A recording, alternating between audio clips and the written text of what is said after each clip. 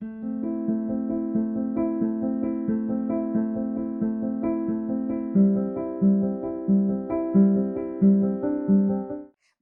Is the maker of his own destiny.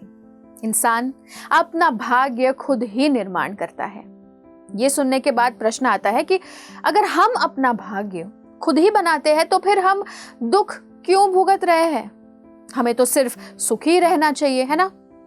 चलिए इस संदेह का समाधान करने की कोशिश करते हैं। You see, for every action there is an equal and opposite reaction.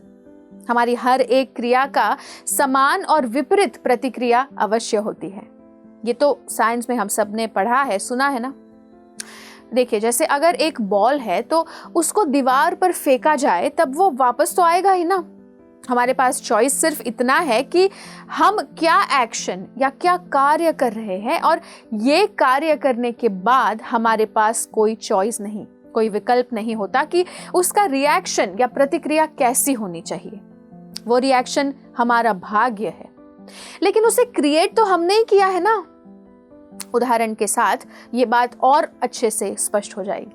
पहला उदाहरण, जैसे अगर कोई एक बिल्डिंग के छत से कूद जाए, जब वो हवा में लटक रहा है तब उसका फेट या उसका भाग्य क्या होगा?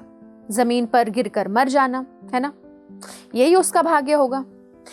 लेकिन अगर वो छत पर से नहीं कूदता तो उसका भाग्य ऐसा नहीं होगा। अच्छा, दूसरा उदाहरण, अगर कोई जहर पी ले तो उसका भाग्य क्या होगा? विष के कारण मर जाना। पर अगर वो जहर नहीं लेता तब उसका भाग्य ऐसा थोड़ी होता है।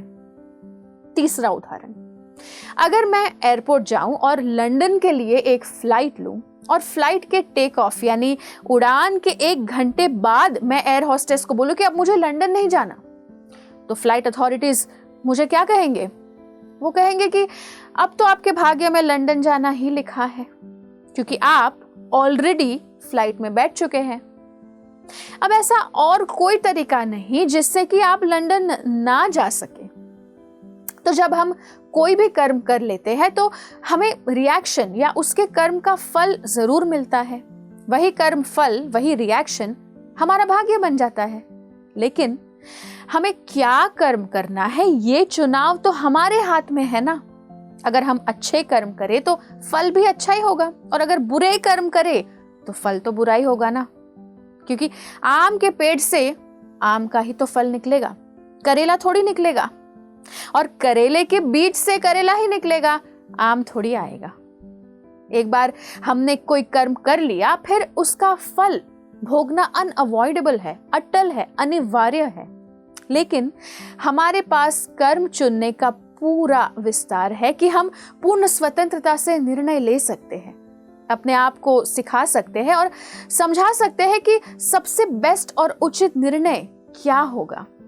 तब हमारा भाग्य शुभ और महान, प्रशंसनीय और अनुसरणीय हो जाएगा। हमारा भाग्य इस जन्म में किए गए कर्म और पिछले कई जन्मों से किए गए कर्म से प्रभावित होता है। ये आखिरी उदाहरण से कर्मों का जो खेल है, कर्मों का लेखा जोखा जो है, वो स्पष्ट हो जाएगा। 2 लोगों को एक ही बीमारी है, दोनों को दवाई और ट्रीटमेंट भी एक ही मिल रही है, लेकिन एक व्यक्ति ठीक हो जाता है और दूसरा मर जाता है। तो जो लॉ ऑफ कर्मा है, कर्म का जो न्याय है, वो पास्ट में किए हुए कर्म और वर्तमान में जो कर्म किया जा रहा है उसका हर एक डिटेल ध्यान रखता है, और वही है हमारा भाग्य जो निर्धारित होता है। इसके बारे में आप जरूर सोचना। धन्यवाद। ऐसे ही और भक्तिमय कार्यक्रमों के लिए देखिए हरे कृष्णा टेलीविजन, और इसे प्राप्त करने के लिए आप अपने केबल अथवा DTH ऑपरेटर से संपर्क करें तथा और अधिक जानकारी के लिए आज ही डायल करें 7666 839 839।